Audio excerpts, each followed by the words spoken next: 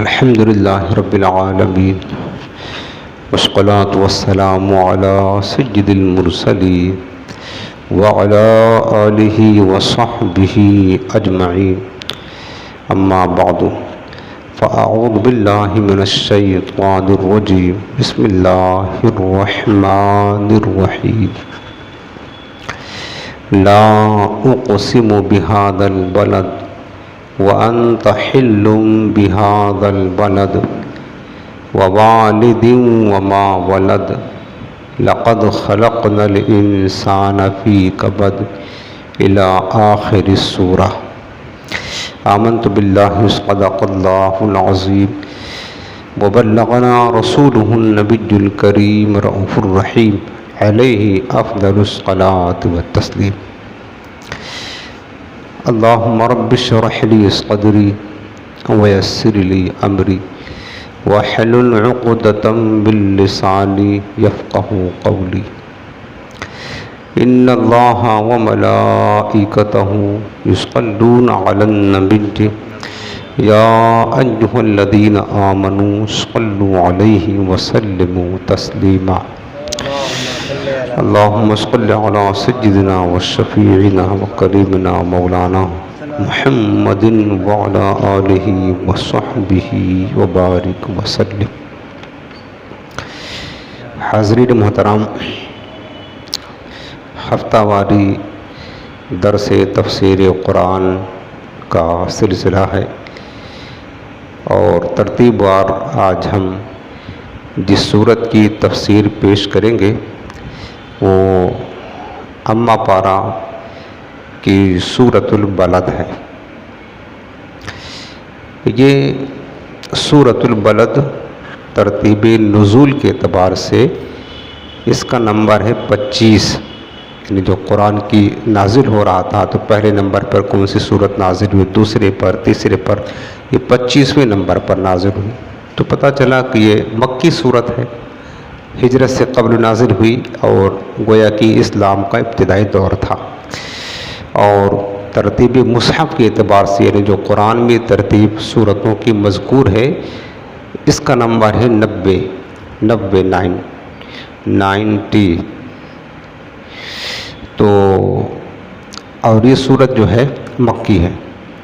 بلد کا جو معنی ہوتا ہے، بلد کے معنی ہوتا ہے شہر، جس کو ہم کہتے ہیں سٹی، شہر. اور اس صورت میں چونکہ پہلی ہی آیت میں یہ لفظ موجود ہے لا اقسم بہذا البلد، اس مناسبت سے اس پوری صورت کا نام سورۃ البلد ہے. تو بلد کا معنی ہوتا ہے شہر، اور تمام مفسرین کا اس بات پر اجماع ہے کہ اس صورت میں جو البلد کا لفظ ہے جس کا معنی شہر ہے، اس سے مراد عام شہر نہیں، صرف اور صرف شہر مکہ ہے جہاں خانہ کعبہ ہے اور جو ہمارے آقا مدینے والے مصطفیٰ صلی اللہ علیہ وسلم کی ولادت گاہ ہے.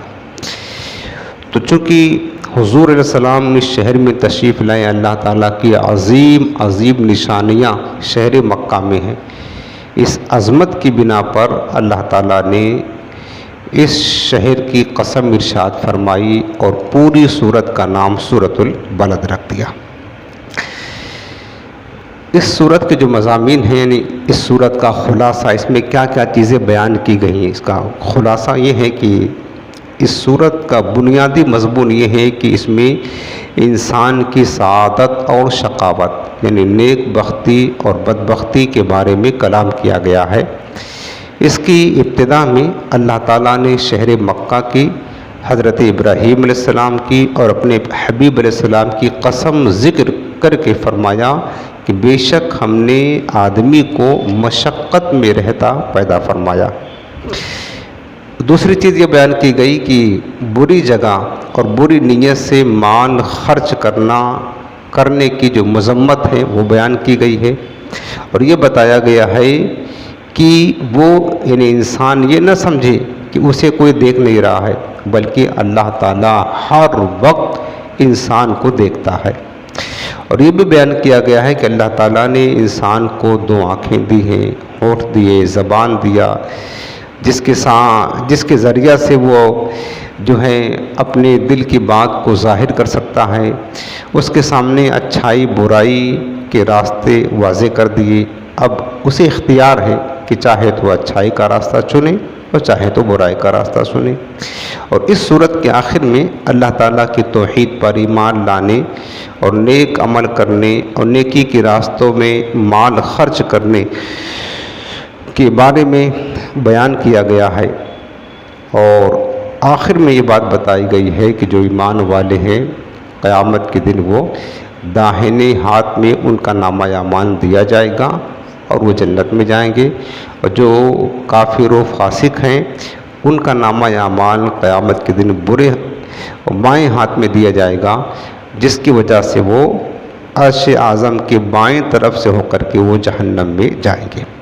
اب ہم اس صورت کو شروع کرتے ہیں۔ سب سے پہلے اس کا ترجمہ، پہلی آیت ہے لا اقسم بہذا البلد۔ لا کے معنی ہوتا ہے نہیں، نو، فرمایا کہ لا نہیں، تو یہ نہیں فرما کر در حقیقت اللہ تعالیٰ نے اس بات کی تردید فرمائی ہے کہ کفار مکہ گمان کیا کرتے تھے، اور ان کا عقیدہ یہ تھا اور کہتے بھی تھے کہ مرنے کے بعد زندہ نہیں ہونا ہے، بعث جس کو کہتے ہیں مرنے کے بعد دوبارہ زندہ ہونا اور حساب و کتاب کے لیے تیار ہونا۔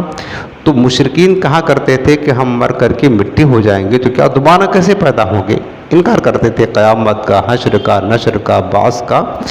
تو ان کافروں کے گمان میں یہ تھا کہ اب ہم جب مر گئے تو ختم ہو گئی ہماری کہانی، دوبارہ نہ ہمیں زندہ ہونا ہے نہ ہمیں حساب و کتاب دینا ہے، یہ ان کے گمان میں تھا۔ تو اللہ تعالیٰ نے فرمایا کہ لا، جو تم گمان کرتے ہو ایسا نہیں ہے، ایسا ہو کر رہے گا، تم مرو گے اور اس کے بعد قیامت آئے گی تو تمہیں دوبارہ زندہ کیا جائے گا اور تمہیں محشر کے میدان میں لا کر کھڑا کیا جائے گا، اور پھر ساری زندگی بھر کا حساب و کتاب تم سے لیا جائے گا۔ تو یہ اس کی نفی کی جا رہی ہے کہ لا، ایسا نہیں ہے جیسا تم گمان کرتے ہو، بلکہ یہ ہو کر رہے گا۔ پھر اللہ نے فرمایا کہ اقسم، میں قسم کھاتا ہوں، اللہ تعالیٰ فرماتا ہے بہذا البلد، اس شہر مکہ کی۔ کیا معنی ہوا؟ لا اقسم بہذا البلد، کلام کتنا خوبصورت ہے، دیکھیں نا، میں قسم کھاتا ہوں، اللہ فرماتا ہے بہذا البلد، اس شہر مکہ کی۔ اب سوال یہ قائم ہوا کہ شہر مکہ کے اللہ نے قسم کیوں کھائی؟ تو آگے خود جواب دیا وَأَنْتَ حِلٌّ بِهَذَا الْبَلَدِ، اس لیے نہیں کہ اس شہر مکہ میں کعبہ معظمہ ہے، نہ، آب زمزم ہے، صفا مروہ ہے، عرفات و مزدلفہ ہے، بڑی بڑی نشانیاں ہیں، نہ، بہت ساری نشانیاں ہیں شہر مکہ میں، لیکن اللہ فرماتا ہے جو میں قسم ارشاد فرماتا ہوں شہر مکہ کی، اور کوئی وجہ نہیں، وَأَنْتَ حِلٌّ بِهَذَا الْبَلَدِ، اور اے محبوب تم اس شہر میں جلوہ گر ہو۔ وَأَنْتَ حِلٌّ، یعنی اے میرے حبیب آپ تشریف فرما ہیں بہذا البلد، اس شہر مکہ میں۔ تو اللہ نے جو شہر مکہ کی قسم ارشاد فرمائی کسی اور سبب سے نہیں، صرف اس وجہ سے ایک محبوب کریم کی مبارک قدم اس شہر سے لگے ہیں، حضور کی ولادت گاہ اس شہر میں، آقا کریم اس شہر میں تشریف لائے، تو حضور کی تشریف لانے کی برکت سے شہر مکہ عظمت والا ہو گیا کہ اللہ نے اس کو قسم ارشاد فرما کر کے اس شہر کا تذکرہ فرمایا۔ وَأَنْتَ حِلٌّ مانے، اور آپ تشریف فرما ہیں، حِلٌّ تشریف فرما ہیں، بِهَذَا الْبَلَدِ، ہذا مانے یہ، اس شہر مکہ میں۔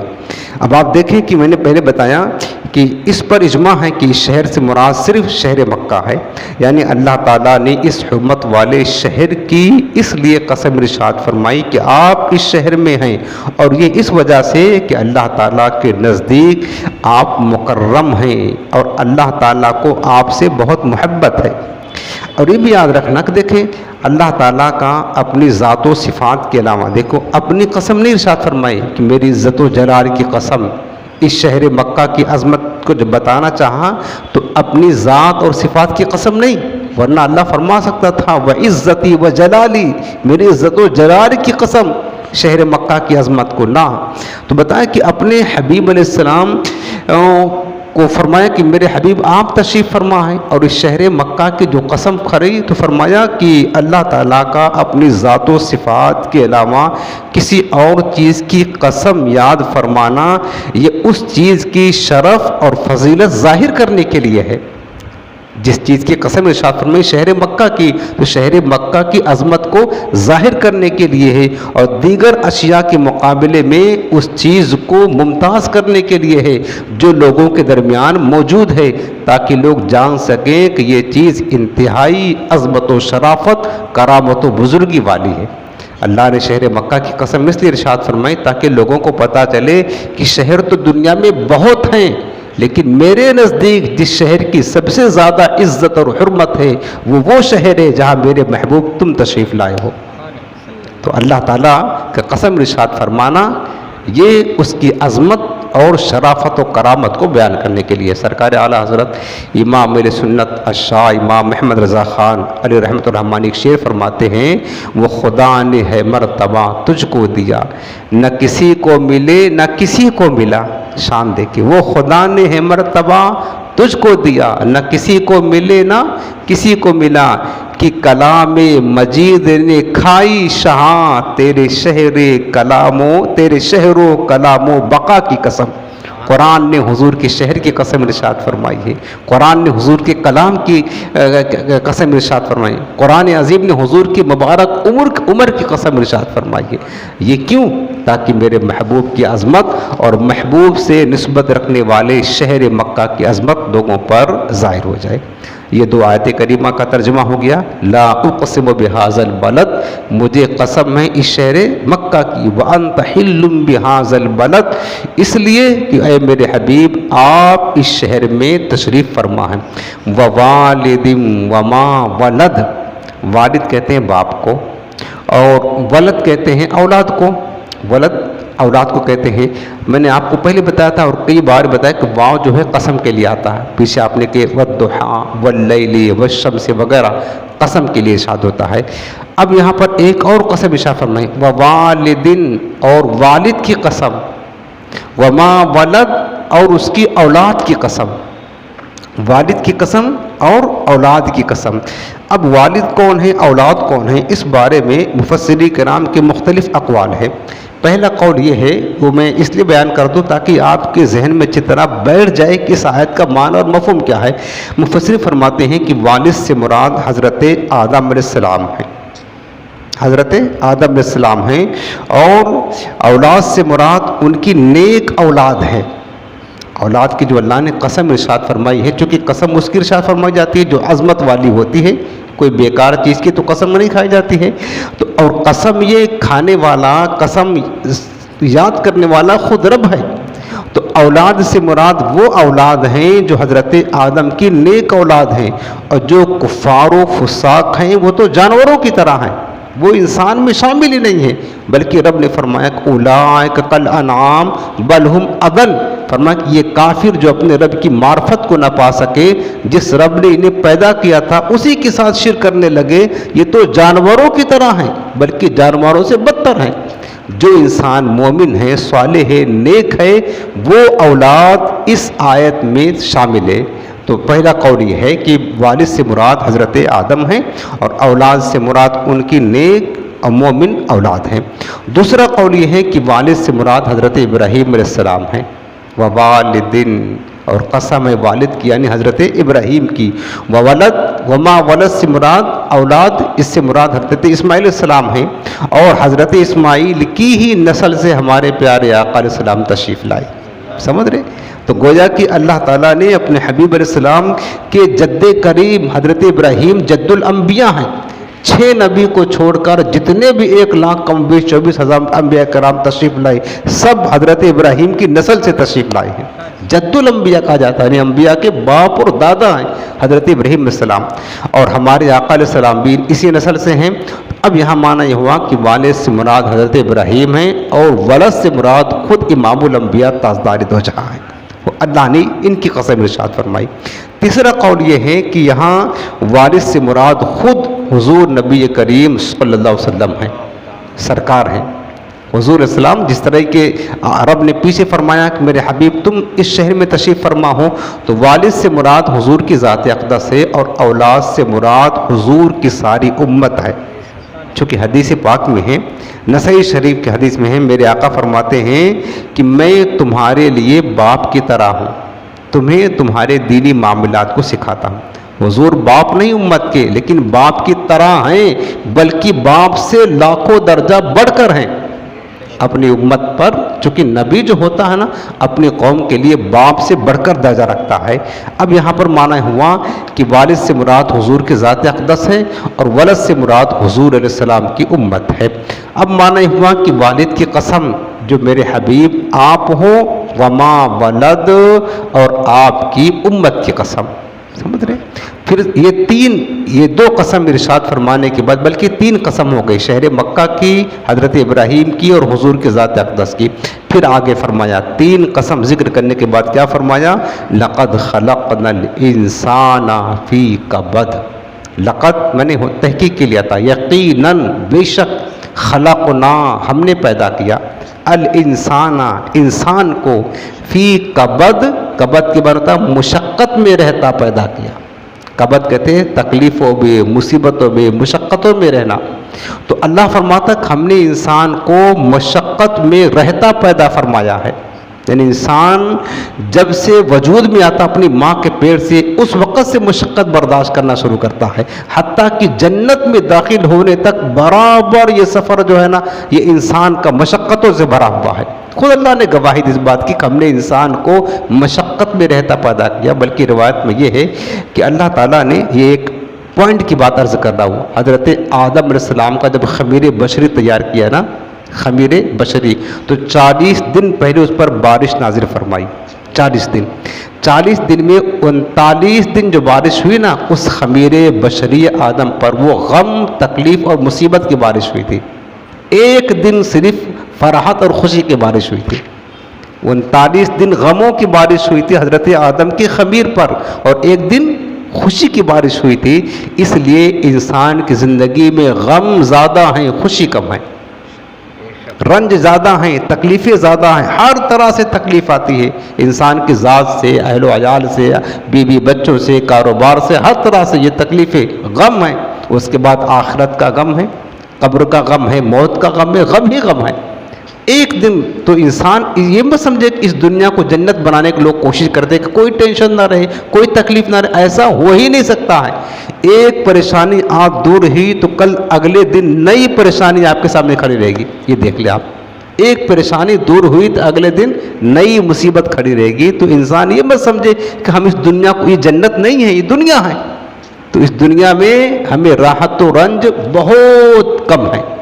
اور اللہ نے کیا فرمایا؟ لقد خلقنا الانسان فی کبد، بے شک ہم نے انسان کو مشقت میں رہتا پیدا فرمایا۔ اب دیکھیں انسان کس طرح مشقت میں رہتا ہے۔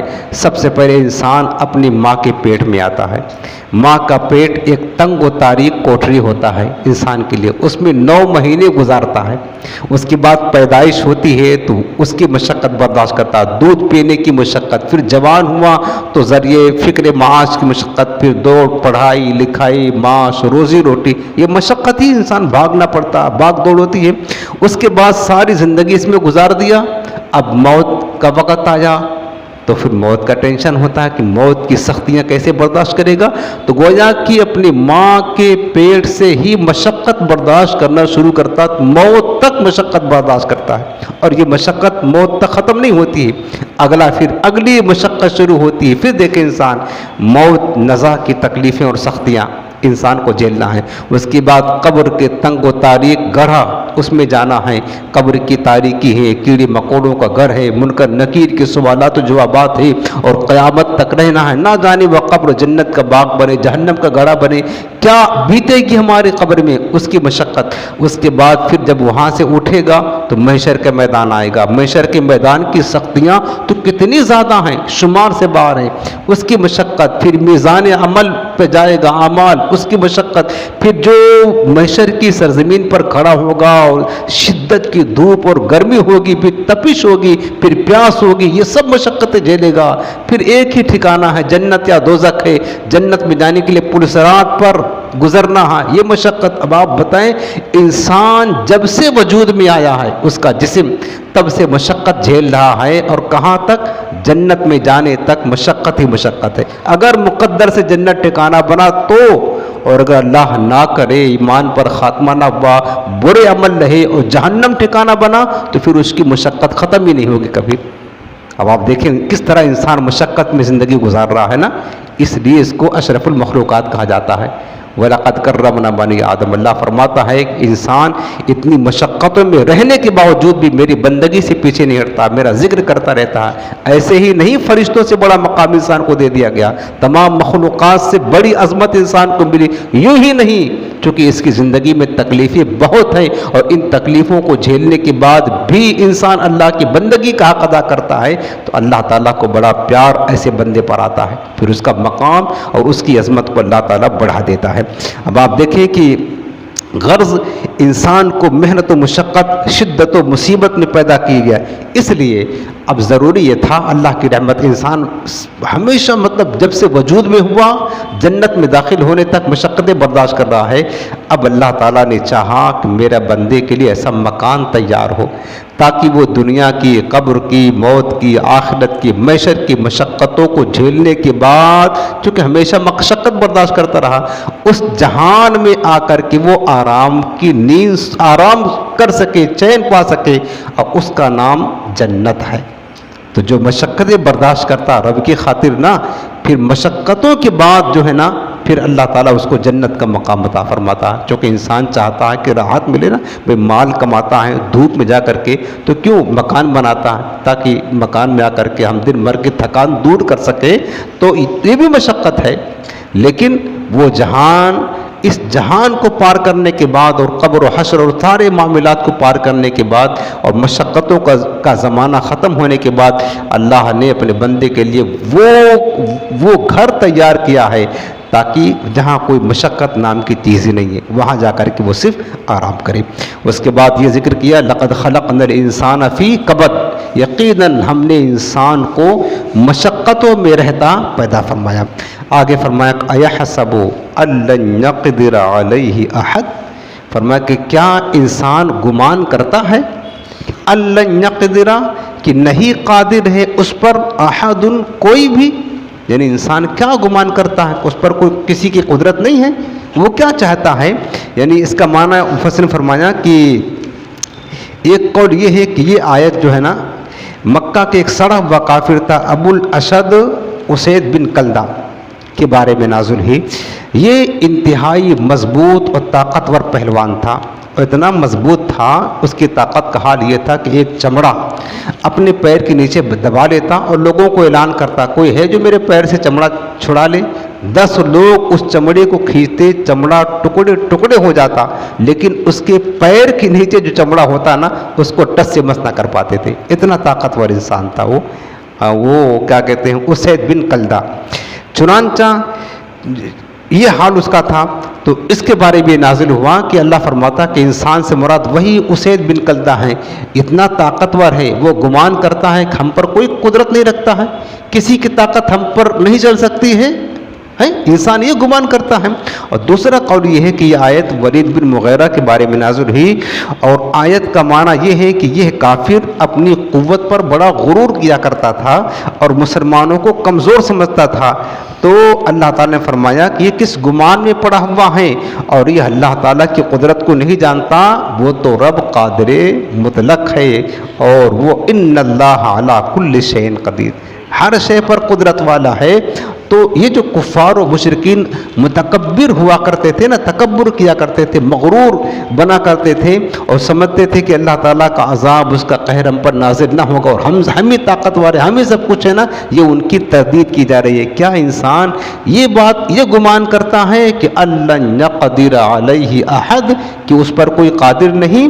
یقولو، اور انسان کہتا ہے، اہلکت مالا لبدا، اہلکت میں نے ہلاک کر دیا، یعنی خرچ کر دیا مال لبدا ڈھیروں مال، یعنی انسان یہ کہتا ہے کہ میں نے ڈھیروں مال خرچ کر دیا، یعنی فرمایا کہ کیا اس کافر کا یہ گمان ہے کہ اسے اللہ تعالیٰ نے نہیں دیکھا، اور انسان کہتا ہے کہ میں نے ڈھیروں مال ختم کر دیا۔ یہاں سے اس کافر کا قول ذکر کیا گیا ہے، وہ کہتا ہے کہ میں نے نبی کریم علیہ السلام کی عداوت اور دشمنی میں لوگوں کو دے دے کر ڈھیروں مال ختم کر دیا تاکہ لوگ حضور کو تکلیف پہنچائیں۔ مشرکین مکہ یہ بھی کیا کرتے تھے، مال خرچ کرتے تھے اسلام کو روکنے کے لیے، حضور کو اذیت دینے کے لیے، مسلمانوں کو ستانے کے لیے، اور کہتے تھے کہ میں نے بہت مال خرچ کر دیا۔ اور آج بھی جو ہمارے انڈیا کے غیر مسلم کافر ہیں، ان کا لاکھوں لاکھ روپے مسلمانوں کو دین اسلام کو مٹانے کے لیے خرچ ہو رہا ہے، سمجھ رہے؟ آج بھی یہ کام سلسلہ جاری ہے، اور حضور کی مکی دور میں بھی یہ سلسلہ جاری تھا، لیکن اسلام تیری نبض نہ ڈوبے گی حشر تک، تیرے رگوں میں کوہ روا 4 یار کا، اور اسلام کی فطرت کو قدرت نے لچک دی ہے، جتنا ہی دباؤ گے اتنا ہی ابھرے گا۔ اس دور میں بھی لوگوں نے بہت مال خرچ کیا تاکہ اسلام کو روک دے، لیکن نہ روک سکے، اور دیکھیں نا 14 صدیاں گزر گئی، دنیا کے آفاق میں اسلام کی روشنی پھیل گئی، اور آج بھی ہو رہا ہے۔ یہ تو قدرت کا نظام ہے، ان الدین عند اللہ الاسلام، اللہ کا دین ہے، اللہ اپنے دین کی حفاظت خود کرتا ہے۔ بہرحال مشرکین کہا کرتے تھے کہ میں نے ڈھیروں مال خرچ کر دیا، ختم کر دیا۔ یقولو، انسان کہتا ہے، اہلکت مال لبدا، میں نے ڈھیروں مال ختم کر دیا۔ ایحسبو، کیا آدمی یہ سمجھتا ہے، الم یرہ احد، کہ اس کو کسی نے دیکھا نہیں ہے؟ کیا گمان کرتا ہے، جو مرضی چاہے کرتا جائے، کوئی دیکھ نہیں رہا ہے؟ یہ اللہ فرماتا ہے کیا اس کافر کا یہ گمان ہے کہ اسے اللہ تعالیٰ نہیں دیکھ رہا ہے اور اس سے سوال نہیں کرے گا؟ اس نے یہ مال کہاں سے حاصل کیا، کس کام پر خرچ کیا، کیا اللہ نہیں جانتا ہے؟ ہرگز نہیں، ایسا نہیں ہو سکتا۔ اللہ تعالیٰ اس خبیث نیت اور باطنی فساد سے باخبر ہے، اور اللہ اس کو سزا دے گا۔ اس سے معلوم ہوا کہ بری نیت اور بری جگہ پر مال خرچ کرنے کا انجام بہت سخت ہے۔ اس سے وہ لوگ عبرت حاصل کریں جو اپنا مال شادی بیاہ کی ناجائز رسموں کو پورا کرنے کے لیے خرچ کرتے ہیں، حرام کاموں میں مال خرچ کرتے ہیں، ان کے لیے بہت زیادہ تباہی ہے۔ اور وہ لوگ بھی عبرت حاصل کریں جو بظاہر تو نیک کاموں میں اپنا مال خرچ کرتے ہیں، لیکن ان کی نیت یہ ہوتی ہے کہ لوگوں میں ان کی نیک نامی ہو، واہوائی ہو، دکھاوا کے لیے خرچ کرتے ہیں، تو ان کو بھی اللہ پکڑ لے گا۔ اللہ انہیں بھی دیکھ رہا ہے، چونکہ اللہ دل کے حالات کو بھی جانتا ہے۔ تو کیا بتایا کہ فرمایا کہ کیا انسان یہ گمان کرتا ہے کہ اس کو کوئی دیکھ نہیں رہا ہے؟ مطلب یہ ہے کہ اس کو اللہ تعالیٰ دیکھ رہا ہے، جو کچھ کرتا ہے، جو دل میں نیت رکھتا ہے، سب اللہ تعالیٰ دیکھ رہا ہے۔ اور حدیث پاک ہے ترمذی شریف باب القیامہ، حضرت عبداللہ بن مسعود روایت کرتے ہیں کہ حضور اقدس صلی اللہ علیہ وسلم نے ارشاد فرمایا کہ قیامت کے دن انسان اپنے رب کی بارگاہ سے اس وقت تک قدم نہ ہٹا سکے گا جب تک کہ اس سے 5 چیزوں کے بارے میں پوچھ نہ لیا جائے۔ کھڑا رہے گا، ہٹنے نہیں دے گا، قدم اپنا ہٹا نہیں سکے گا۔ 5 چیزوں کے بارے میں۔ پہلی چیز بتا، زندگی کے بارے میں، زندگی کن کاموں میں گزاری تو نے، یہ پہلا سوال۔ دوسرا سوال یہ ہوگا کہ جوانی کہاں گزاری ہے؟ تیسرا سوال ہوگا مال کہاں سے کمایا؟ اور چوتھا سوال ہوگا مال خرچ کہاں کیا؟ ناجائز رسموں میں تو نہیں خرچ کر دیا؟ اور آخری سوال یہ ہوگا، 5واں سوال، کہ تو نے اپنے علم پر کہاں تک عمل کیا؟ جو تجھے معلوم تھا کہاں تک عمل کیا؟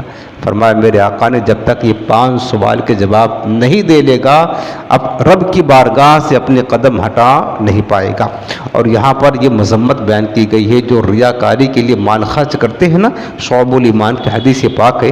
حضرت شداد بن اوس رضی اللہ عنہ بات کرتے ہیں کہ حضور انور صلی اللہ علیہ وسلم نے فرمایا، جس نے دکھاوے کے لیے روزہ رکھا اس نے شرک کیا، جس نے دکھاوے کے لیے، یعنی ریاکاری کے لیے نماز پڑھی اس نے شرک کیا، اور جس نے ریاکاری کرتے ہوئے صدقہ کیا اس نے شرک کیا۔ یعنی ریا، دکھاوا کرنا، یعنی اللہ کے علاوہ کسی اور کو शामिल कर लिया ना कि उसको भी दिखाएं, ये शिरक असगर फरमाया गया। रियाकारी का गुनाह बहुत ज़्यादा है। अल्लाह हमें इखलास की दौलत अता फरमाए और रियाकारी से महफूज फरमाए।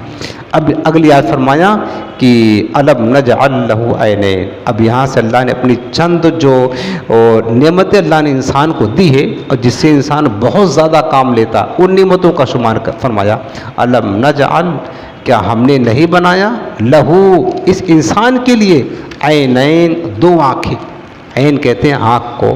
फरमाया कि हमने इंसान के लिए दो आँखें ना बनाई, वलिसानन और एक ज़बान बनाई, वशफ़तैन दो होठ दिए, वहदैनाहुन नजदैन और दो उभरी हुई चीज़ों की राह बताई। समझ रहे, ये अल्लाह की ताला की नेमतें हैं।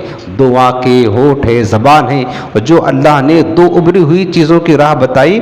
इसके बारे में फरमाया कि यहाँ से अल्लाह ताला ने अपनी चंद नेमतों का जिक्र फरमाया ताकि उस काफिर को इबरत हासिल हो कि जो कुछ तेरे पास है ना, ये सब अल्लाह का दिया हुआ है, तेरा खुद नहीं है।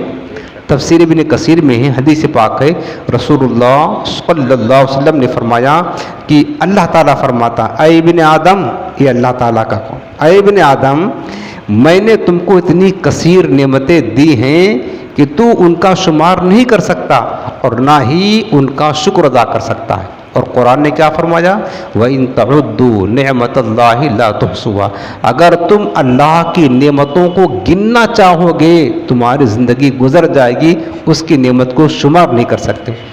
ये इंसान अपने सर से पैर तक सिर्फ अपने जिस्म में गौर करे, ऐसी ऐसी बारीक बारीक नसें हैं, एक नस ज़रा से डैमेज हुई, ज़रा से इंसान की ज़िंदगी अजीरन हो जाती है, जीना मुश्किल हो जाता है। जो अल्लाह ने नेमतें दी तो अल्लाह का शुक्र है, सारा निज़ाम सिस्टम जो है ना हमारे जिस्म का चित्रा चल रहा है और हम आराम से बैठे, वरना अल्लाह रहम फरमाए कितनी नेमतें अल्लाह ने दी है। अब बताएं, तो अल्लाह ने फरमाया कि ये भी मेरी नेमत है कि मैंने तुझे दो आँखें दी जिसके साथ तू देखता है, और फिर उन पर मैंने पलकों का गिलाफ लगाया। क्यों गिलाफ लगाया? आँखें दी तो गिलाफ क्यों चढ़ाया?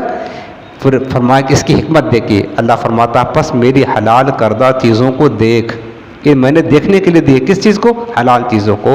और अगर मेरी हराम करदा चीज़ें तेरे सामने आए ना, ये पलके इसलिए दी हैं ताकि तू उसको बंद कर ले, हराम चीज़ को ना दे। ये हिकमत देखे, अल्लाह ताला शान देखे। पलके दी है किस लिए? पलके दी हैं हराम चीज़ों को देखने से बंद कर ले, और आंखें दी हैं हलाल चीज़ों को देख। उसके बाद फरमाया कि मैंने तुझे ज़बान दी है, किस लिए? ताकि अपने दिल की बात को जाहिर कर, ज़बान से कलाम कर। बस अगर हलाल चीज़ें आए सामने तो बात कर, लेकिन अगर हराम चीज़ें आए तो होठ दो दिया, होठ को दबा ले ताकि ज़बान बोल ले ना पाए, हराम सामने आए।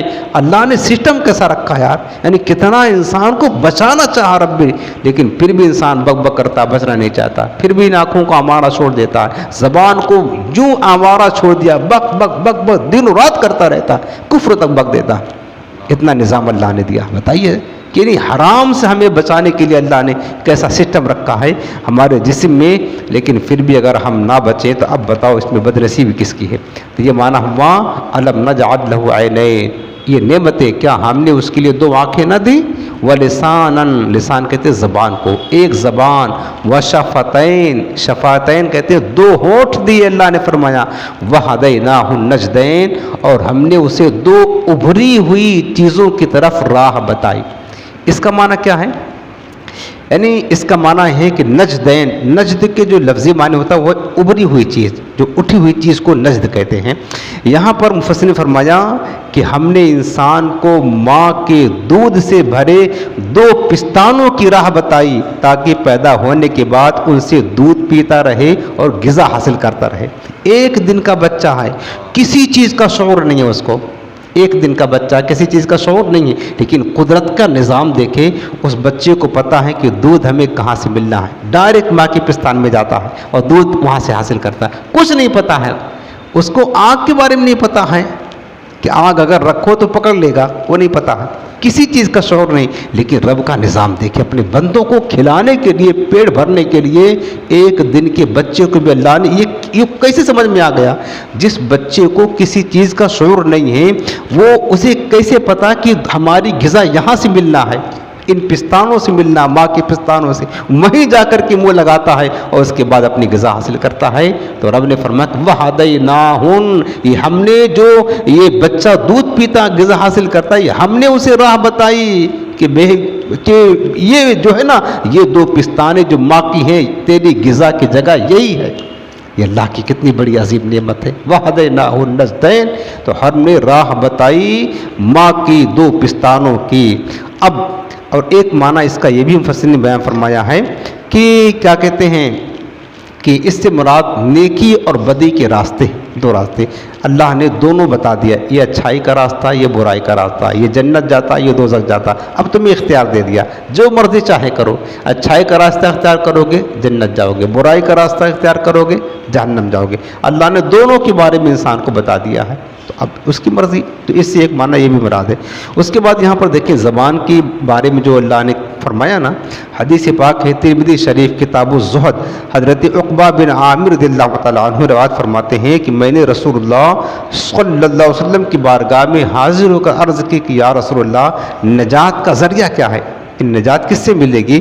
میرے آقا نے اپنی زبان فرمایا، اپنی زبان کو قابو میں رکھو، نجات ملے گی تمہیں، اور تمہیں تمہارا گھر ہی کافی رہے، یعنی بلا ضرورت گھر سے باہر نہ نکلو۔ اور ہمیں پتہ ہمارے نوجوان کیا کیا کرتے ہیں، کہاں کہاں بھاگتے ہیں۔ فرمایا گھر میں چپ چاپ پڑے رہو، ضرورت ہو تو نکلو، اور اپنی زبان کو قابو میں رکھو اور اپنی خطاؤں پر رویا کرو۔ یہ تین چیزیں فرمائی۔ فرمایا کہ اگر یہ عمل کر لو گے تمہیں نجات مل جائے گی۔ دوسری حدیث پاک مشکات شریف کتاب الآداب، حضرت عمران بن حسین رضی اللہ عنہ سے روایت کرتے ہیں کہ نبی کریم صلی اللہ علیہ وسلم نے فرمایا انسان کا خاموشی پر ثابت رہنا 60 برس کی عبادت سے افضل ہے۔ سبحان اللہ۔ ہاں، صرف خاموش رہنا، یعنی کس بات سے؟ فضول باتوں سے، گناہ کی باتوں سے، برائیوں سے، کفر و شرک سے بچنے کے لیے انسان خاموش رہے، اس کا خاموش رہنا ہی 60 برس کی عبادت سے افضل ہے۔ اصول یہ ہے کہ دیکھیں، یعنی اچھی بات بولنا، ذکر و اذکار کرنا، علم دین سکھانا، نیکی کی دعوت دینا، یہ جو اچھے اعمال ہیں، اچھے بات زبان سے نکالنا، یہ خاموش رہنے سے افضل ہے، اور بری بات کہنے سے خاموش رہنا افضل ہے۔ بری بات بولنے سے خاموش رہنا، اور یہ خاموش رہنا 60 برس کی عبادت سے افضل ہے۔ تو اگر آپ خاموش ہیں تو بھی آپ کو اللہ عبادت کا ثواب دے رہا ہے، تاکہ بری بات زبان سے نہیں نکال رہے ہیں، سمجھ رہے ہیں نا؟ زبان کی حفاظت کا سامان ہے۔ ایک حدیث پاک یہ بھی سنیں، ترمذی جامع ترمذی کتاب الزہد، حضرت سفیان بن عبداللہ ثقفی رضی اللہ عنہ روایت کرتے ہیں کہ میں نے عرض کیا کہ یا رسول اللہ، جن چیزوں کا آپ مجھ پر خوف کرتے ہیں ان میں زیادہ خطرناک چیز کیا ہے؟ تو آپ نے اپنی زبان مبارک کو پکڑا اور فرمایا کہ یہ ہے، یعنی یہ زبان ہے، یہ زیادہ خطرناک ہے، یہی زبان انسان کو جہنم میں لے کر جاتی ہے، یہی زبان کفر بکتی، یہی زبان انسان بولتے غلط نا تو پورے جسم پر جوتے کھلواتی، یہ زبان ہے۔ روایت میں ہے کہ جب صبح ہوتی ہے نا، جسم کے سارے اعضاء، ہاتھ پیر سب ہاتھ جوڑ کر کہتے زبان تو چپ رہنا، خاموش رہنا، سیدھی چلنا، اگر تو سیدھی رہی تو ہم بھی سیدھے رہے، اگر تو ٹیڑھی ہو گئی تو بول کے چھٹی پا جائے گی، جوتے ہم کھائیں گے۔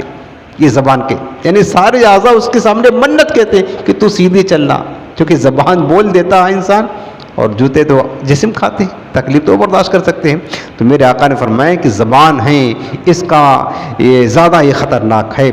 اب اس کے بعد میں پھر آگے جو آیت ہے نا، فَلَقْتَحَمَ الْعَقَبَةَ، پھر فرمایا کہ بغیر سوچے سمجھے کیوں نہ گھاٹی میں کودا۔ عقبہ کہتے ہیں گھاٹی، اور فلقتحم یعنی گھاٹی میں کودنا، گھاٹی کہتے ہیں کھائی کو، جو گڈھا ہوتا ہے نا اس کو گھاٹی بولتے ہیں۔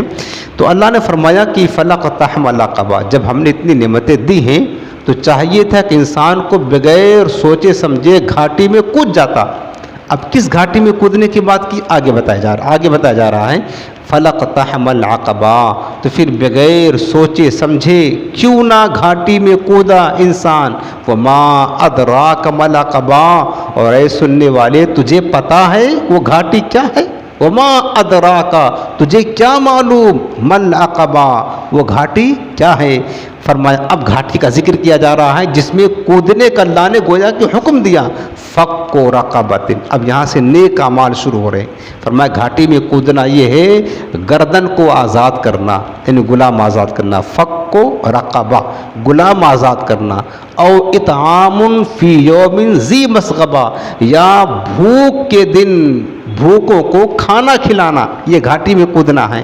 یتیمن ذا مقربہ, قرابت دار یتیم کو. او مسکینن ذا متربہ, یا خاک نشین مسکین کو, یعنی جس کے پاس کچھ نہیں ہے, یعنی ان کو کھانا کھلانا, ان کی ضرورت کو پوری کرنا. یعنی یہ نیک اعمال ہیں. ان نیک اعمال کو گھاٹی میں کودنے سے تعبیر کیا گیا ہے. اس کی وجہ کیا ہے؟ مصنف فرماتے ہیں کہ یہاں نیک اعمال کرنے کو گھاٹی میں کودنے سے اس مناسبت کی وجہ سے تعبیر کیا گیا کہ جس طرح گھاٹی میں چلنا اس پر دشوار ہے, اسی طرح نیکیوں کے راستے پر چلنا نفس پر دشوار ہے.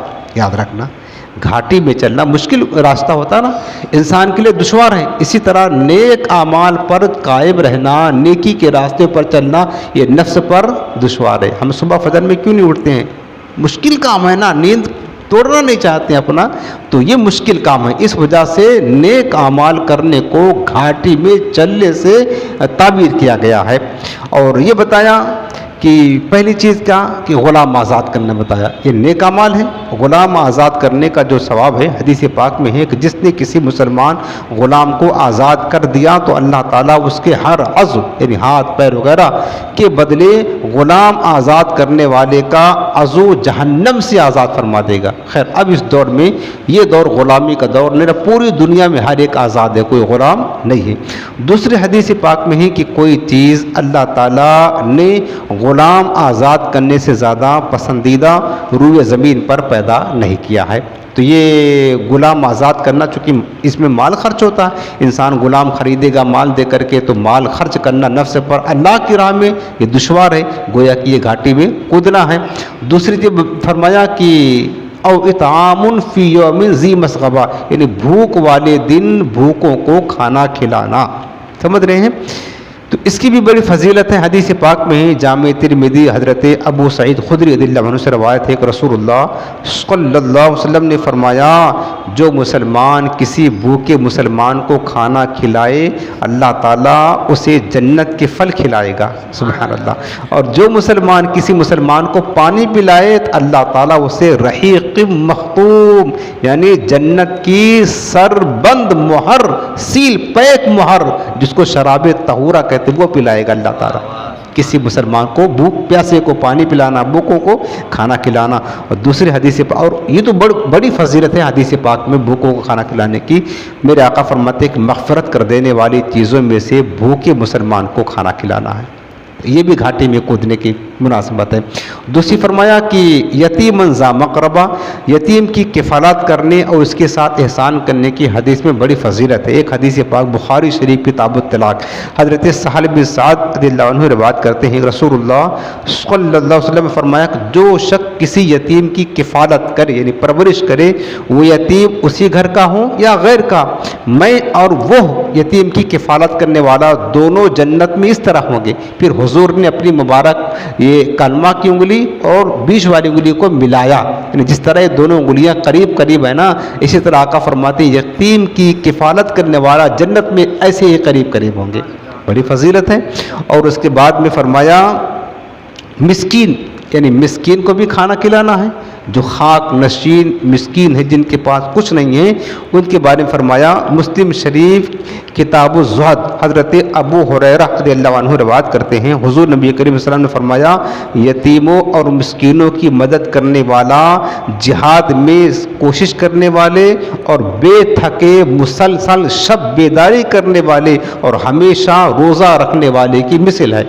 سبحان اللہ. یعنی جو مسکینوں کی, غریبوں کی, یتیموں کی کیا کہتا ہے مدد کرتا ہے نا, تو جس طریقے سے جہاد میں جانے والا ہے جو ثواب اس کو ملے گا وہی اس کو ملے گا. جو شب بیداری کرتا ساری رات جا کر عبادت کرتا جو ثواب اس کو وہ ثواب اس کو, جو ہمیشہ روزہ رکھتا ہے وہی ثواب کا حقدار بنے گا. یتیمن ذا مقربہ اور مسکینن ذا متربہ, یہ چند نیک اعمال بیان کیا گیا اور اس کو جو ہے نا घाटी में कूदने से ताबीर किया गया। अगली आयत फरमाया सुम्मा काना मिनल्लज़ीना आमनू, फिर वो उनमें से जो ईमान लाए, यानी यहाँ क्या बताया, वतवासौ बिस्सब्र, और उन्होंने आपस में सब्र की वसीयतें की, वतवासौ बिलमरहमा, और आपस में मेहरबानी की वसीयत की। यानी यहाँ पर ये बात बताई गई कि ये नेक अमाल करना उसी वक्त बंदे को काम आएगा जबकि वो बंदा मोमिन हो। अगर मोमिन नहीं है तो सारी ज़िंदगी मिस्कीन को खाना खिलाता रहे, गरीबों की मदद करता रहे, उसका नेक उसका ये अच्छे अमाल कुछ भी उसको काम नहीं आएंगे। यानी हर अमाल की कबूलियत का दारोमदार ईमान है, याद रखना। वो क्या है? ईमान। यहाँ अल्लाह ने शर्त लगा दी सुम्मा काना, फिर वो ये जो नेक अमाल फरमाया, ये नेक अमाल करने वाला उनमें से हो जो ईमान लाए, यानी ये साहिब ईमान हो। वतवासौ बिस्सब्र, और एक दूसरे को सब्र की तलकीन करते हों। वतवासौ बिलमरहमा, एक दूसरे को रहमत और मेहरबानी की वसीयत करते हों। मोमिन हो, अगर मोमिन होगा नेक अमल करने वाला तो ही उसकी नेकी काम आएगी, बाकी नेकी उसकी कोई मकबूल नहीं है। समझ रहे हैं ना? नेकी की कबूलियत का मदार सिर्फ और सिर्फ जो है ना वो ईमान है। उसके बाद फरमाया कि इससे मालूम हुआ कि देखिए ईमान के बगैर अच्छी जगह पर माल खर्च करने का सवाब नहीं मिलेगा, बल्कि ईमान कबूल करने के बाद जो माल राह खुदा में खर्च किया जाए उसी का सवाब मिलेगा। लिहाजा जो काफिर ये चाहता है, बाज़ काफिर नमाज पढ़ते हैं, बाद लोग रोज़ा भी रखते हैं कुफार, बाद लोग गरीबों की मदद करते हैं, माँ बाप की, ये नेकियां हैं, लेकिन है काफिर तो कुरान का फैसला, ये अल्लाह का फैसला है, ईमान के बगैर कुछ नहीं। तो जो काफिर ये चाहता है उसकी नेकियां कबूल हों तो उसका माल खर्च करना जो है ना ये काम आए, तो उसे चाहिए कि तौहीद और रिसालत पर ईमान लाए, उसके बाद माल खर्च करे और नेक अमाल करे, ताकि उसे अल्लाह ताला की बारगाह से सवाब हासिल हो, अल्लाह की बारगाह में मकबूल हो। उसके बाद फिर अगली आयत जो ये आखिरी आयत है, उलाइका अस्हाबुल मैमना, फरमा कि ये जो नेक अमाल करने वाले लोग हैं और साथ साथ में मोमिन हैं, तो अल्लाह ने फरमाया कि उलाइका अस्हाबुल मैमना, ये दाहिने तरफ वाले हैं। अस्हाबुल उलाइका माने वो लोग, अस्हाबुल मैमना, मैमना कहते हैं दाएं तरफ वाले लोग हैं, यानी क़यामत के दिन ये अर्श आज़म के दाहिने तरफ होंगे। इनका नामा यामान दाहिने हाथ में दिया जाएगा और अर्श आज़म के दाहिने तरफ से ये जन्नत में जाएंगे। कौन लोग? जिनका तज़किरा अभी किया गया, जो आपने सुना, वल्लज़ीना कफ़रू बिआयातिना हुम अस्हाबुल मशअमा, और वो लोग जिन्होंने हमारी आयतों का इनकार किया, काफिर रहे। हुम अस्हाबुल मशअमा, वो बाएं तरफ वाले हैं। बाएं तरफ वाले से मुराद क्या है कि उनका नामा यामान क़यामत के दिन बाएं हाथ में दिया जाएगा और अर्श आज़म की बाएं जानिब से वो जहन्नम में दाखिल होंगे। कौन लोग? जो काफिर और फासिक हैं। अलैहिम नारुम मुसदा, उन पर आग डाल करके बंद कर दी जाएगी। मुसदा कहते चारों तरफ से आग में उनको बंद कर दिया जाएगा।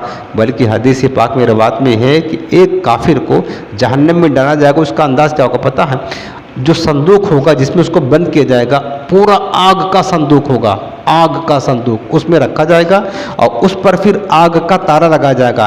फिर उस संदूक को दूसरे आग के संदूक में डाला जाएगा, उसमें भी आग का तारा लगाया जाएगा। फिर उस संदूक को तीसरे आग के संदूक में डाला जाएगा, उस पर भी आग का तारा लगेगा। उसके बाद फिर उसको जहन्नम में फेंक दिया जाएगा। ये अंदाज होगा काफिरों का अज़ाब का। अल्लाहुम्मा इन्नी अऊज़ु बिका मिन अज़ाबिल क़ब्र व अज़ाबिन नार, अल्लाह हमें अज़ाब नार से महफूज फरमा, ईमान पर ख़ात्मा नसीब फरमा। ये फरमाया रब ने, अलैहिम नारु मुसदा, उन पर, किन पर? जो काफिर है, हमारी आयतों का इनकार करते। नार आग होगी, मुसदा हर तरफ से आग उन पर डाल करके उन्हें बंद कर दी जाएगी। वो समझेगा कि हम जहन्नम में अकेले हैं, हालांकि जहन्नम में करोड़ों अरबों खरबों जहन्नमी होंगे, हर काफिर जहन्नम में अकेले समझे। 3 संदूकों के अंदर बंद करके आग के फिर जहन्नम की आग में फेंका जाएगा। अल्लाह मानुल हफीज़, अल्लाह बस हमारे हाल ज़ार पर रहम फरमाए और हमें हमारा ख़ात्मा ईमान पर नसीब फरमाए। अल्लाह ताला बस इस मुबारक सूरत की बरकत से हमें फैज़याब फरमाए और नेक अमाल करने की अल्लाह तौफ़ीक़ अता फरमाए। आमीन बिजाहिन नबी जिल करीम।